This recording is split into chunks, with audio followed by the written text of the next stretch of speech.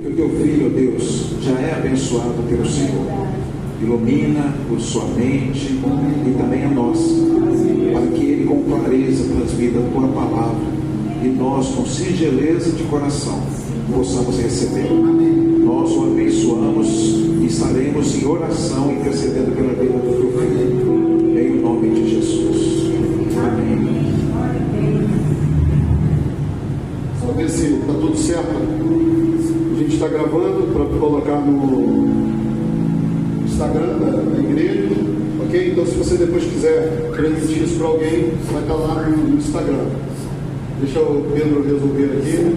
Nós falávamos semana passada sobre a travessia do Mar Vermelho e como o povo clama ali diante daquela dificuldade. Ele clama por voltar ao Egito. E nós explicamos que o Egito, o significado de Egito é a mansão do espírito de Ptah. Ptah era um deus egípcio que era conhecido, tido como criador dos outros deuses. Então, quando eles estão ali, e Ptah era o deus que, para os egípcios, sustentava a vida.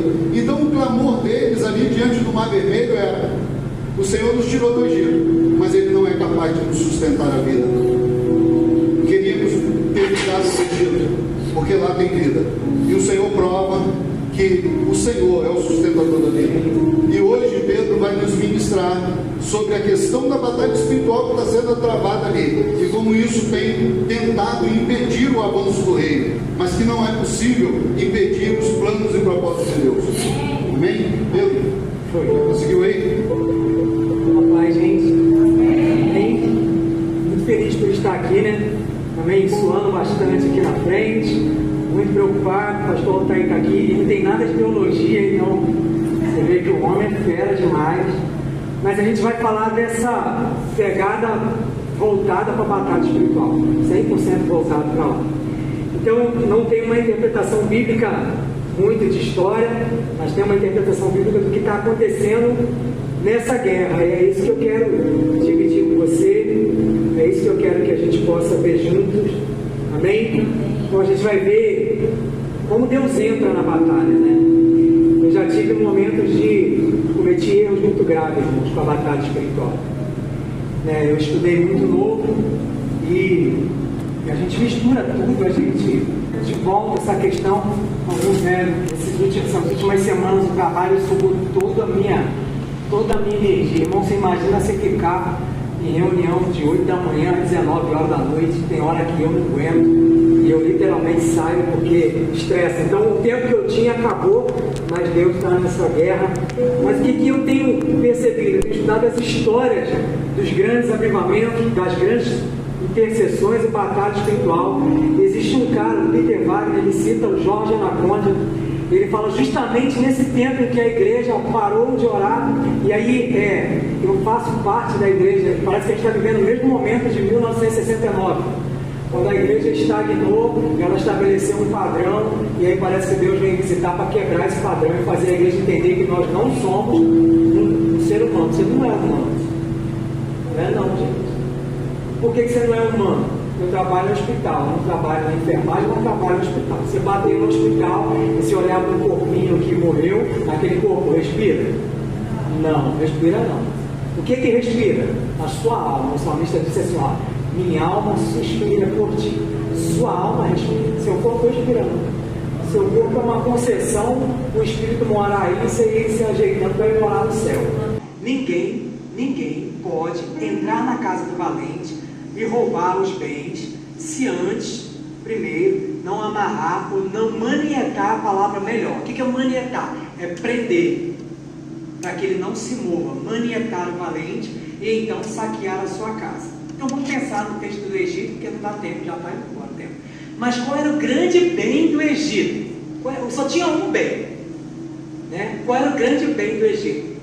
O grande bem do Egito, se eu estiver errado, tem uns teólogos aqui, era a mão de obra hebreia. Era o grande bem. Tudo acontecia no Egito por conta da mão de obra hebreia. Os hebreus sempre foram bons de trabalho. Eles eram bons pastores, então onde eles pastoreavam, o rebanho crescia, eles faziam bons tijolos, eles eram bons, as parteiras chegavam lá, elas já tinham dado a luz, eles eram fortes. Então a grande mão de obra do homem de bem do Egito era os hebreus. E é claro que isso aqui está em Marcos, mas ele está falando assim, ó, ninguém entra na casa do inimigo se antes não manietar, se não prender. E aí a gente começa aqui a olhar esse contexto de batalha espiritual agora na questão dos principados. O Egito não conhece Deus, gente.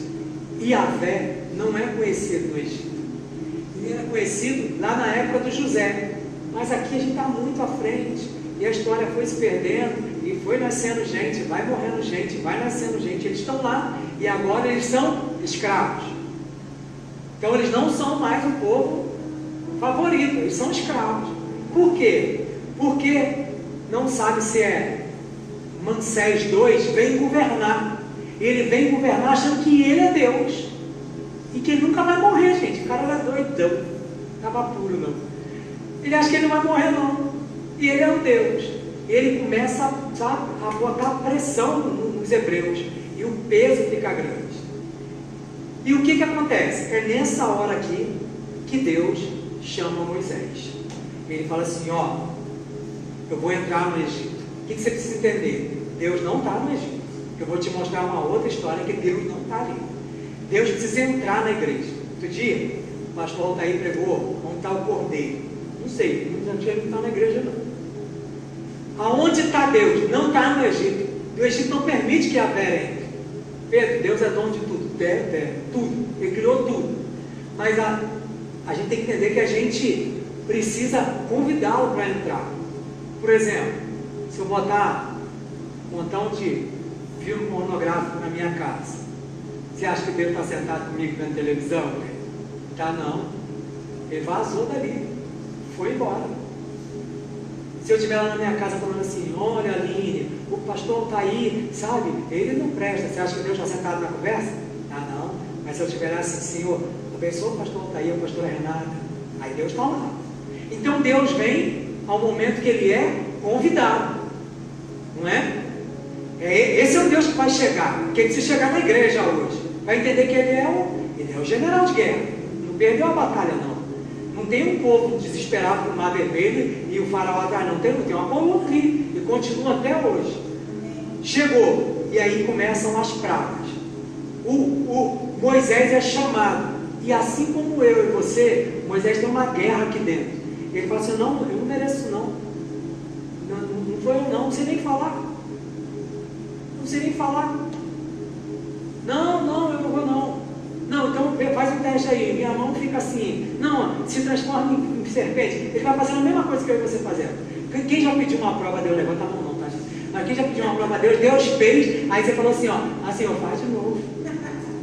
Acreditei não. Você botou Deus em xeque, Ele fez e você não acreditou. Eu já fiz isso um montão de vezes. Gente, muita. Você não tem ideia não. O que Ele está fazendo? A mesma coisa. Pedro, isso acontece o tempo inteiro. Gideão foi chamado. Gente, imagina, eu vou contar um negócio pra você. Eu gosto muito de batalha espiritual e dessa parte de cura, né? Mas eu confesso aqui, eu já vi um anjo, velho. Fui por um mato, fiquei lá, pegou fogo a árvore. E aí eu vi, mas de lá para cá eu fiquei assim, Senhor, mostra de novo aí, Senhor. Pô, o negócio é maneiro. É fogo para tudo. Mostra de novo. O irmão disse que meu corpo pegava fogo. Mostra aí, Senhor, mas isso aqui tem aquela. Aí não vem nada, gente. Não acontece nada. Mas eu quero ver. Fico lá, todo dia eu falo para ele, quero ver, Senhor. Aí ele me fala que ela não tem coragem, não. Eu tenho, gente. Gente, de vez em quando acontece um negócio doidão comigo no quarto, você não tem ideia. Fico lá. Esse é o nosso reino, não é esse aqui não. O nosso reino é aquele de lá. Aqui, o Moisés está no outro reino. Por quê? Porque se você olhar direitinho, deixa eu te fazer uma pergunta. Essa sarça pegou fogo, gente?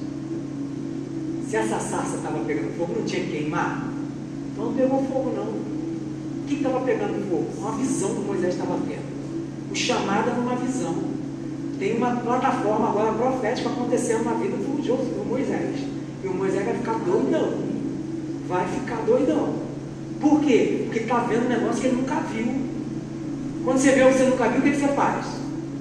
Uau! A igreja parou de ver o que a gente, né? A gente está vivendo a mesma coisa todo domingo. Vamos sair daí, vamos para o outro lado. Aí, ele fala assim, ó, eu vou te mandar lá, eu vou te botar sob Faraó, pode ir. Gente, primeira coisa que você tem que entender nessa batalha, o que o Moisés tem que vencer aqui? O medo. Se eu voltar no Egito, eu morro. Deixa eu te fazer uma pergunta. 1 João 4, 18. O verdadeiro amor lança fora todo medo. Gente, a igreja está cheia de medo. O que vai ser da gente? Não sei não, gente. Não sei não. Mas eu sei de uma coisa. O que vai ser do outro lado? É a gente que vai. As portas do não prevalecerão. Então, é a da igreja ou do inferno? É as portas do inferno. Elas não prevalecem. Então, a igreja vai avançando e o inferno segura lá para a gente não entrar. É as portas do inferno. Mas parece que o texto está assim, ó. As portas do inferno. O inferno vem, a igreja segura para ele não entrar. Não, é de lá que tem que segurar para a gente não ir. É a gente que está sendo enviado como Deus. Nesse momento, ele está indo para o Egito. E lá tem a deusa Apis. Ela está lá. Lá tem o Deus, vou falar de uma forma tradicional, o Deus Boi. Tem Ísis. Tem o Nilo. E aí, qual é a primeira praga? A primeira praga torna-se em sangue. Quem está sendo vencido aqui? A deusa Ísis. E ela está caindo por terra, porque ela tinha controle sobre o sangue, ela tinha controle sobre todas essas esferas aqui, e ela começa a perder. Segunda praga é a Rã, é Ket, atribuída a outras deusas, e ela era uma deusa que existe provavelmente ainda hoje em alguns lugares, que ela tinha corpo de mulher e cabeça de rã. Aí vem uma praga de rã. A morte vem vindo sobre o Egito, e ela não entra onde tem sangue. Deixa eu te contar um negócio. Outro dia eu fui ler sobre isso. Vou ter que adiantar aqui que não dá tempo. Vou ter muita coisa. Tem 7 derramamentos de sangue de Jesus Cristo. E eu ficava lá pensando, até dividir com o pastor Márcio, por que, né? 7 derramamentos? Tem uma galera que fala 7. Só que na verdade, quando você vai ver, tem 7 derramamentos mesmo. Depois eu fiquei falando, gente, tem mesmo. Por quê? Porque a Bíblia está escrito lá em Levítico assim, ó. E o sacerdote vai aspergir o sangue 7 vezes sobre o altar. Sabe, a igreja precisa se reposicionar. A igreja perdeu a autoridade há muito tempo.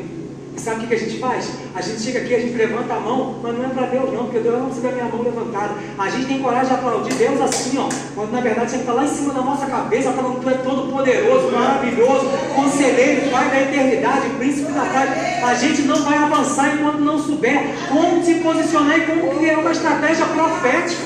O espírito da profecia está sobre nós. O espírito de, sabe, que a gente considera e fala, não é o espírito que ele repousou, não. É o espírito de Elias, do profeta, está sobre nós. É o espírito de Deus, para que a gente profetize as nações. A gente profetize as nações. O Senhor julgou todos eles. E ele está entrando no Egito. Agora ele é o Deus do Egito. O faraó vai ter que reconhecer que ele é Deus.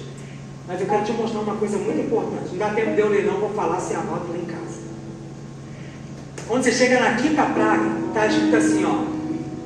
E Faraó endureceu o coração. Quarta, primeira, segunda, terceira, quarta e quinta. Na sexta praga está escrito assim, ó. E Deus endureceu o coração de Faraó. Entrou. Acabou. Às vezes a gente resiste tanto que é Deus que endurece. Deus começa a endurecer, a gente não quer nada com Ele. Deixa eu te falar um negócio, meu irmão. Nem sei porque eu vou falar isso. Deus não é meu fantoche, não. Sabe? Tem um Espírito Santo lá em cima clamando pela igreja, para a igreja levantar e falar, vambora! Vambora! Garra teu filho e vambora! Sabe, outro dia eu entrei diante de Deus e falei assim, vou orar pela minha filha. E aí minha filha, muito decepcionada com a igreja, esses dias eu estava orando e eu vi como eu fui ferido na igreja. Perdão, como eu fui ferido por pessoas na igreja, que a igreja é santa. A igreja, ela é santa. Ela é uma instituição sem pecado. E aí eu fui orar pela minha filha e falei assim, Senhor, eu te entreguei essa criança, não entreguei na mão do capiroto, não. Eu vou arrancar ela de lá agora, porque eu tenho um direito sobre ela. O sangue do Pedro está nela. Tem que entender que arma a gente tem. Oh. Sabe? Quando você pensa, você tem que entender que Deus entrou. Ele agora está endurecendo o coração de Faraó.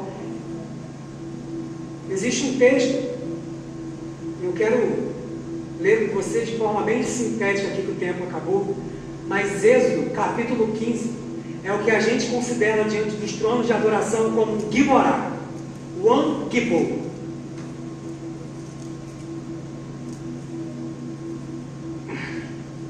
O que é um Giborá? É um cântico de adoração a Deus. Quando você confessa um Giborá, quando você confessa um Salmo 93, quando você confessa um salmo que vai adorar a Deus, quando você confessa um salmo que ele aponta para Deus e que Deus é glorificado, é considerado para Deus um Giborá. O que é um Giborá? É onde Deus se revela. Em Êxodo 15, é onde Deus se revela que ele venceu. E começa assim, ó. Então, Moisés e os filhos de Israel entoaram esse cântico ao Senhor. Eu quero que você entenda aqui um trono de adoração agora. Deixa eu controlar isso, eu não falo. Eu fui estudar esse início desse texto. Todos eles cantavam o mesmo cântico, sem saber o que o outro ia falar. Só tem um jeito disso acontecer: é se o mesmo Espírito estiver em todo mundo no mesmo momento cantando a mesma música. Deus estabelece um trono de adoração. E aí ele começa: falaram dizendo, cantarei ao Senhor, porque gloriosamente triunfou e lançou no mar. Preste atenção nisso: o cavalo e o seu cavaleiro. Só tem dois.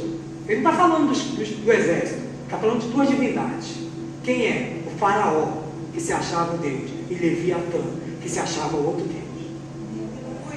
E ele fala assim: eu lancei no mar o cavalo e o cavaleiro. E aí a palavra começa aqui e fala assim, ó: o Senhor é a minha força, Deus Elohim. Está lá no hebraico. E o meu cântico, Adonai. Está lá no hebraico, Adonai.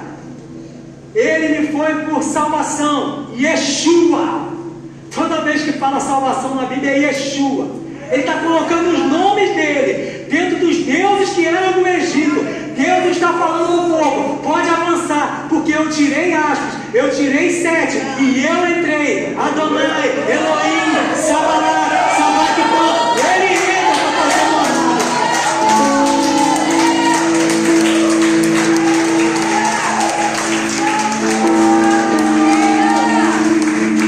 Ele diz assim, ó: esse é o meu Deus. Ele repete Elohim. Por tudo lhe farei uma habitação. E quando ele fala habitação aqui, ele fala eu sou. E ele repete a mesma coisa: eu sou o que sou. E aí ele continua: e ele é meu Pai, é o Roiai, meu Pai, Deus poderoso, Deus Pai. É o povo cantando o mesmo cântico. E eu lhe exaltarei. O Senhor é Jeová de guerra, Senhor é o seu nome. Ele começa a botar os nomes de Deus dentro do cântico do povo. Sabe qual é o trono aqui? É um trono de adoração. Quando é que a gente vence a guerra? Quando a gente entende que não é música, que é adoração, que é levantar, sabe, como um adorador, e às vezes sair chorando no culto, e às vezes, sabe, parar no culto, pregar no meio e deixar ele agir. A gente está limitado, porque a gente está cheio de traumas. Os nossos traumas bloqueiam a gente, e Deus não consegue passar por ali. E ele está falando assim, ó: eu sou Elohim, eu sou Adonai, eu sou Jeová Shabbat, Jeová de guerra. Ele coloca os nomes dele no texto.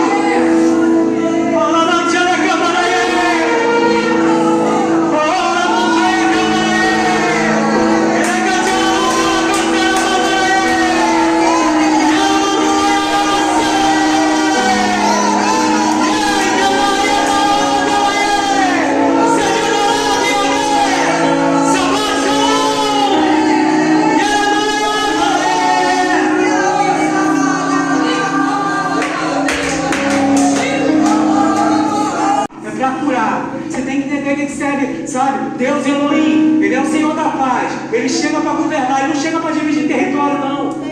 Chega não. Deixa eu te contar um negócio, para a gente encerrar, que eu já passei da hora mesmo. Tinha uns caras lá, o tal de Sadraque, Mesaque e Abednego, eu ia entrar, não dá tempo não. Só vou falar. Aí mandaram eles para a fornalha. Sabe quem era o Deus lá? Nabucodonosor, nome feio.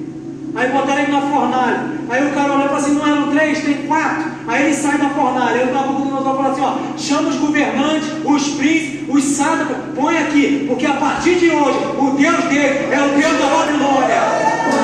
Aí pegaram Daniel, lançaram na cova, tiraram Daniel na cova. Sabe o que ele falou? A partir de hoje o Deus dele é o Deus da Babilônia. Pegaram Esther e foram matar os judeus. Sabe o que ele falou? A partir de hoje o Deus de Mardoqueu é o Deus da fortaleza de Susa. A partir de hoje, se você se posiciona, Yahvé é o nosso Deus. Yahvé é o nosso Deus. Ele é o poderoso. Ele é o poderoso. Vamos parar de dar crédito àquilo que não tem crédito e levantar a bandeira de Yahvé e falar: que se levante o teu nome. Que se levante o nome de Todo-Poderoso. Batalha espiritual é você levantar a bandeira dele. A bandeira dele é uma bandeira diferente da nossa. Tem um colega que fala assim: cara, você trabalha com isso todo dia, você não vai para a internet? Não. Por quê? Porque eu tenho medo do meu coração criar orgulho. Tenho medo. Daqui a pouco os outros falam assim: ó, é ele que faz, não sou eu. Você sabe por que eu fui estudar a batalha espiritual? Porque minha casa era um problema. O que a gente está fazendo com o nome dele? As pessoas estão aí, sabe, levantando o seu nome com o nome dele. Ele nos fez Deus, pequenininho, mas nós somos Deus. Mas ele nos assentou do mesmo jeito que assentou Moisés. Ele sentou Moisés espiritualmente acima do faraó. Ele sentou o pastor Otair, o pastor Márcio acima de Satanás. Mas a gente está andando sobre. A gente não conhece as batalhas espirituais. Que a gente entende batalha espiritual é vamos lá, não é isso não. É palavra, palavra, palavra, palavra, palavra. Enche a cabeça com a palavra, palavra, palavra, palavra, palavra, palavra, palavra. Até explodir a cabeça e falar assim: cara, estou cheio de Bíblia. Estou cheio de Bíblia. Sabe? Esse é Deus. Sabe quem ainda viu? O cara que abriu o mar vermelho. Tem outro garotão lá, sabe? Falou assim: ó, sol, para, detém-se no vale de Avalon. O sol parou, porque o sol é um astro, é um Deus. O Josué fala assim: não, para aí, lua, para, eu preciso ganhar a batalha.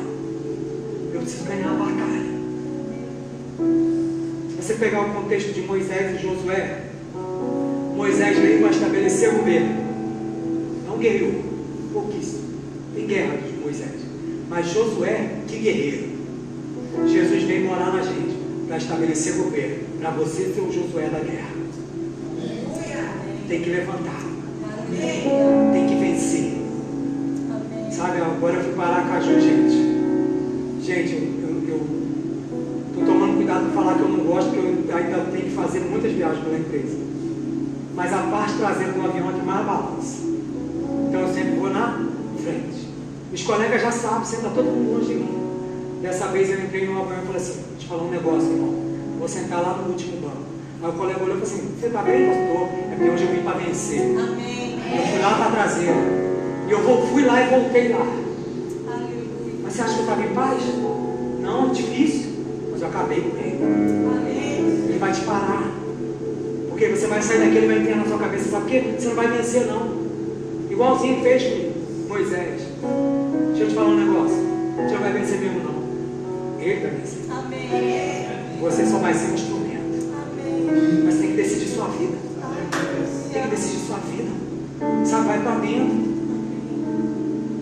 Ele pega os nomes dele todinho e coloca no lugar de Deus. Abs aqui, acabou para ela. 7 aqui, acabou para ele.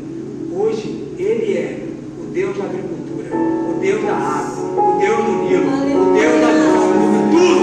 Ele vem e quebra tudo. Queria orar por você.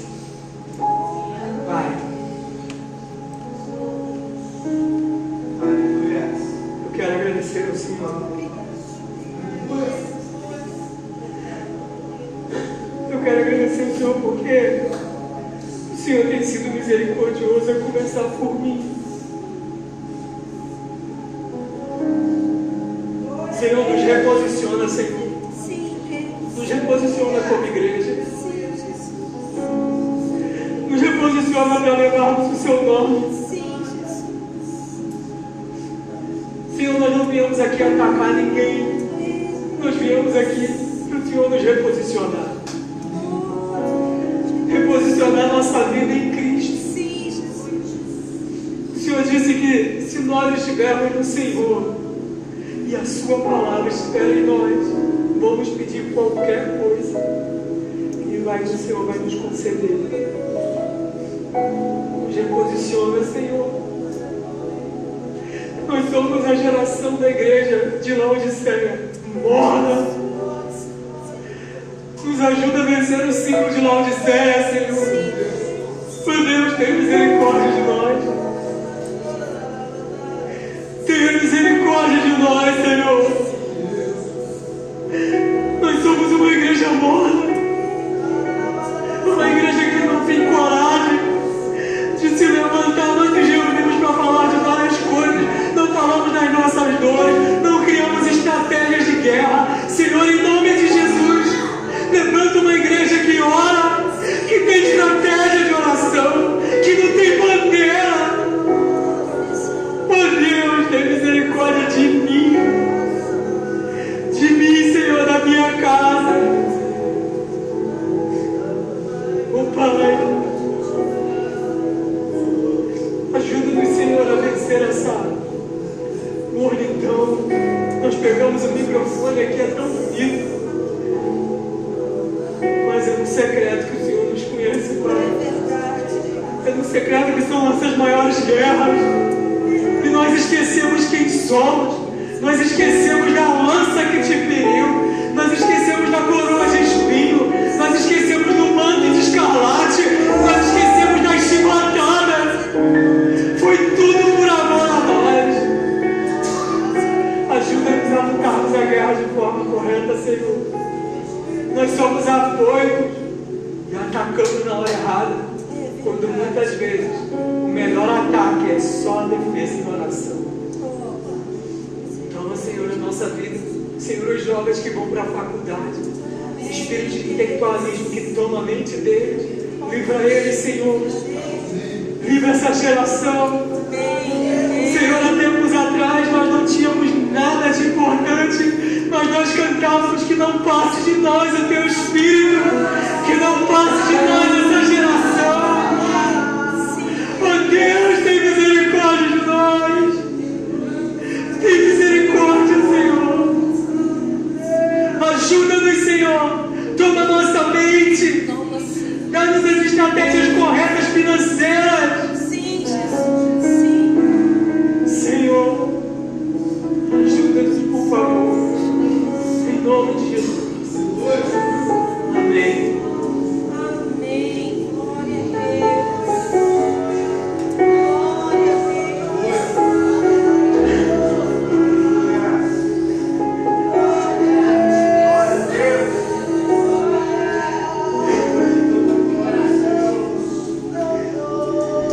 Aleluia.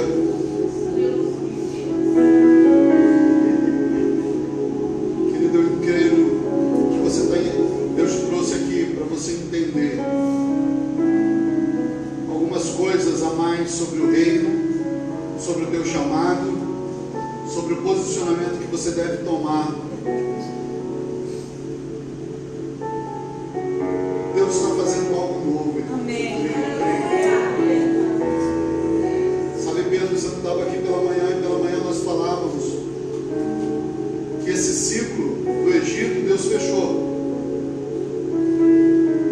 Atravessou o Mar Vermelho com aquele povo. Por conta ainda de incredulidade, eles ainda pagaram 40 anos no deserto. Mas chegou um tempo agora de atravessar um outro obstáculo, que era o Jordão. Mas Deus estava abrindo um ciclo novo de batalha espiritual. E o primeiro demônio, primeira entidade que iria cair por terra, era a rainha dos céus. E de manhã nós profetizávamos sobre a vida dos jovens. A rainha dos céus está buscando roubar a adoração. Nunca na história da igreja, irmãos, os jovens têm sido tão atacados para serem roubados do coração deles. A adoração, a paixão pelo Senhor, em conhecer a Deus, em se curvar diante de Deus, o espírito de legalidade, de promiscuidade, de toda a intelectualidade tem se apossado dos jovens. E tudo tem parecido para eles normal. Mas eu creio que Deus está nos levantando como igreja para destronar em nome de Yahvé, atravessar esse rio. E o general de guerra que se apresentou diante de Josué se apresenta diante de nós nessa noite, para que nós venhamos a ganhar, a começar pela nossa casa, e assim também fluir para outros e outras vidas e outros jovens. Nós vamos, em nome de Yahvé, fazer a obra que Deus nos chamou a fazer. Amém. Em nome de Jesus. Tanta coisa, irmãos. Tanta coisa que Deus está nos falando nessa noite. Tanta coisa que tem ardido no nosso coração. Tenho podido conversar e orar com o irmão Pedro, pastor Raul, pastor Altair. Louva a Deus, porque Deus está trazendo um avivamento, irmão, algo novo. Deus está trazendo algo novo. O apóstolo de lei tem nos direcionado, nós temos entendido o chamado de Deus para esse tempo. E nós vamos ver, irmãos, nós vamos ver se cumprir as grandes obras de Deus, o grande manifestado poder de Deus novamente no meio da igreja. Amém. E através da igreja. Amém. Amém. Quero chamar a irmã Aline aqui. Vem cá, irmã. Irmãos, hoje também é um dia de ceia, mas eu quero orar por essa família. Quero pedir aos pastores que aqui estão, vamos orar pela família. Cá, pastor Altair, pastor Wilma.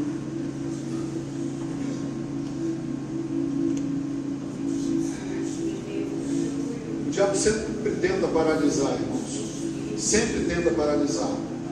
Mas o Senhor tem um plano, um propósito, e nós vamos ver cumprido para a glória do nome do Senhor.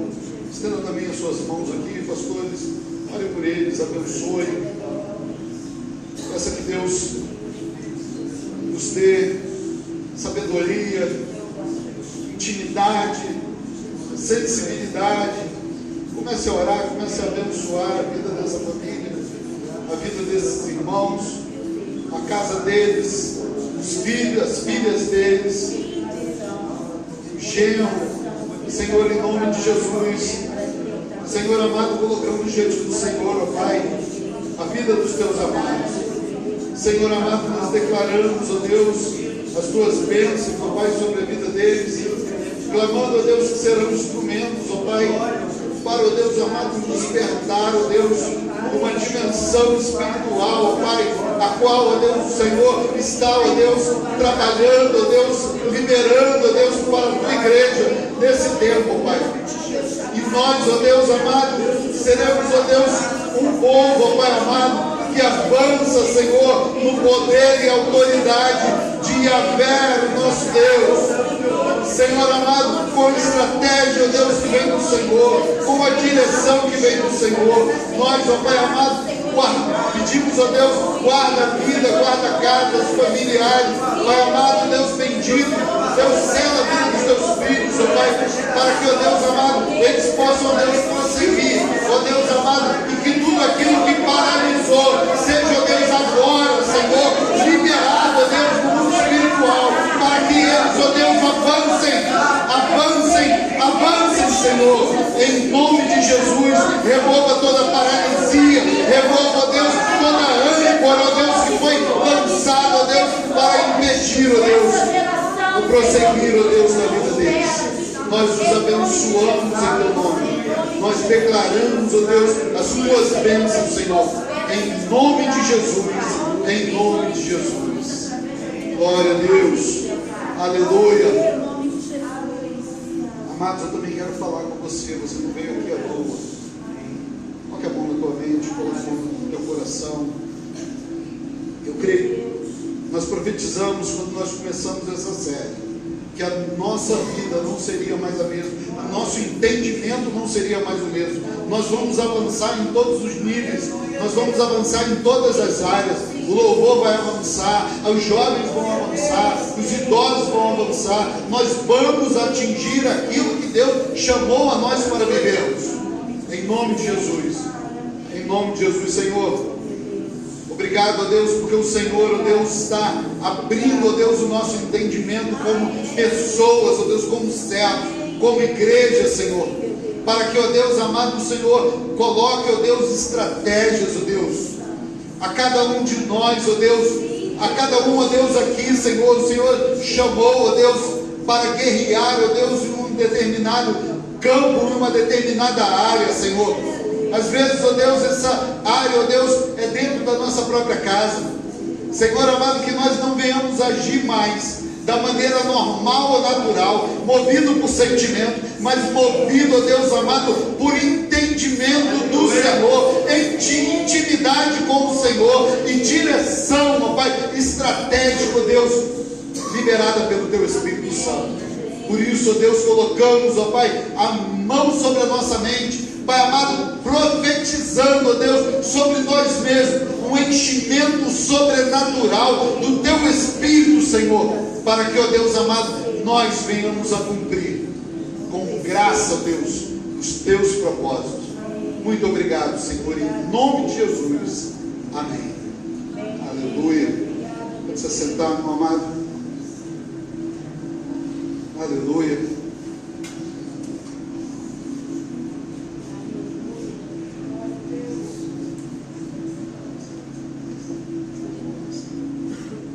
Pedro está informando que ele vai ter que se retirar, que ele tem que buscar a filha dele, que ele deixou com a sogra. Tá bom?